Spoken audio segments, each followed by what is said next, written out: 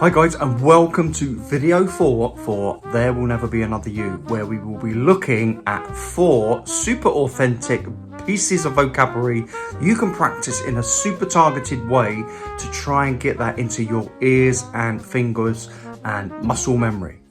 Here we go with the video. So if you've been following these videos, you would have seen video 1 where we are learning the changes. You would have seen video 2 where we are looking at rhythm, and you would have seen video 3 where we are targeting different chord notes. In that video, we focused on the third, to my ears, the most melodic sounding note of any chord, and also looked at a way of running the scale through those chord changes. So the vocabulary we are going to look at today include Clifford Brown-esque 2-note enclosures. We've got a Tom Harrell scale fragment like piece of vocabulary. I heard lots of other players like Cannibal Adderley playing this type of phrase too. Again, inspired by Clifford Brown, and we are looking at chromatic enclosures. So enclosing chordal notes, but chromatically, to give it that real hard bop or bebop feel. Hopefully you can now see why we spent so much time and focus on the chord notes, and especially hearing the chord notes as we did in lesson 3.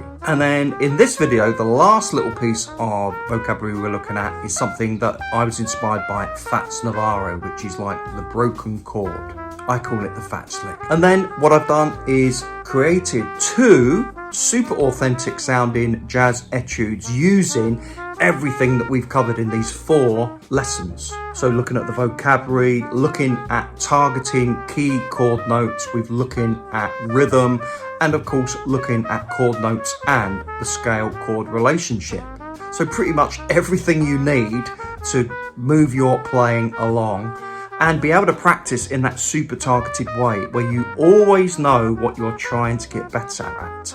You're not leaving anything to chance. And then I found the more I practice like this, the more I start to hear those phrases in my own playing and can develop that quickness of execution when I'm playing over the changes to a jazz standard that I have learned or internalized. Okay, before we even start with the vocabulary, why don't we just check out the 2 jazz etudes I've created. Remember, they come in B flat, E flat, concert pitch and bass clef. You get the super authentic sounding backing track. You get the demo recordings. And you also get the PDF sheet music. I'm going to put a link there, and it's for the price of a cup of coffee. If you want it, there it is. I'll also put the links for lesson 1, lesson 2, and lesson 3, should you want those. Okay, here's the first etude using all the vocabulary that we've spoken about.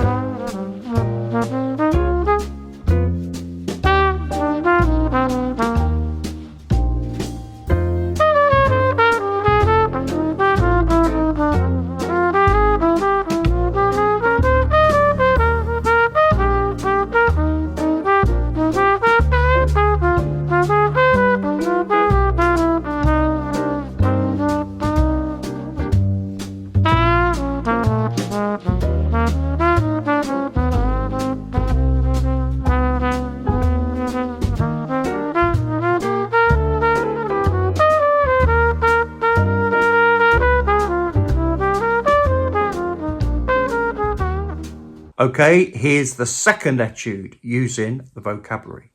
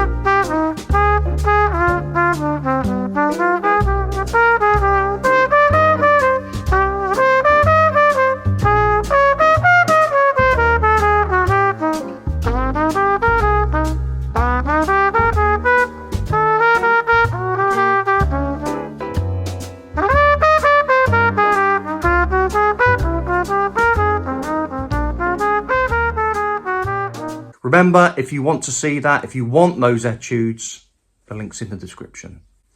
Okay, so this could be a way to practice 2-note enclosures. And pretty much all I'm doing is enclosing the chord note diatonically from above, the note of the scale above, and chromatically from below. Always chromatically from below. It's just the way I do it. You don't have to do that, but I've just found that is the easiest way to get it into my playing. And then no matter what chord you're playing over, minor, half diminished, dominant, or major, it will work.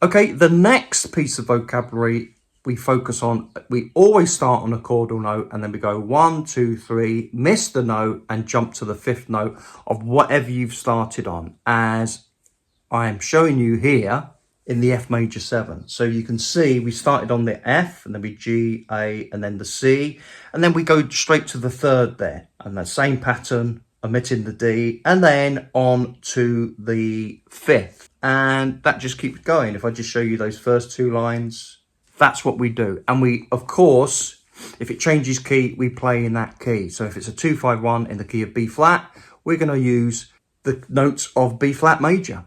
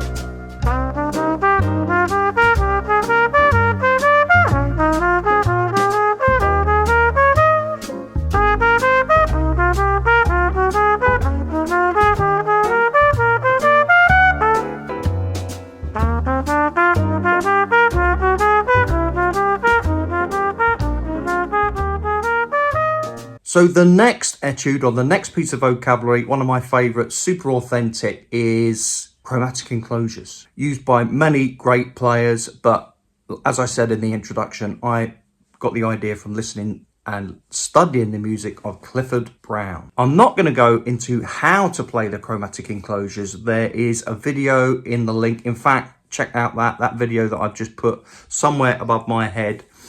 And that video really breaks it down on how to practice chromatic enclosures. But this way is, all I'm doing is targeting, again, chordal notes. It works great for me and many of my students.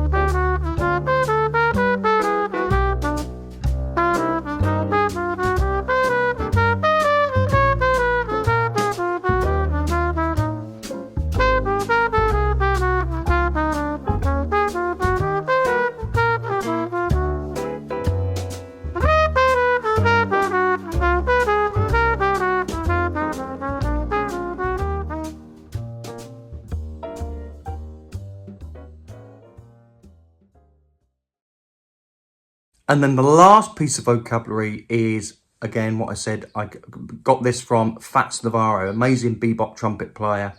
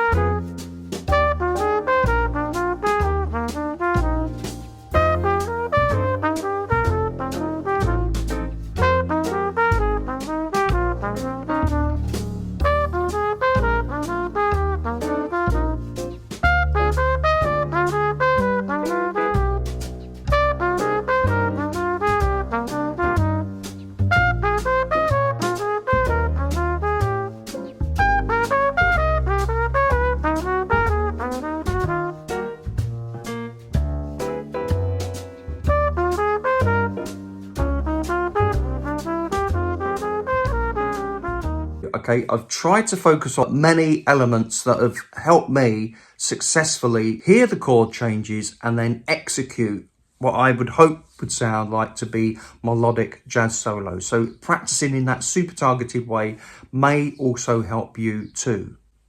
Of course, at first we're trying to remember and practice in that way. But we want to get to a stage where we're not thinking. We are just hearing and listening and just executing nice melodic sounding solos. But remember, don't be in a rush. Okay, this will only come when it's in you. The more you put in you, the more easier it will come out. So, you know, that rhythm lesson, again, even just playing the chordal notes with some super syncopated or bebop type rhythms, you're going to sound great on that. And then slowly start to add these other vocabulary elements. And these are just 4 little ideas of mine that I've used.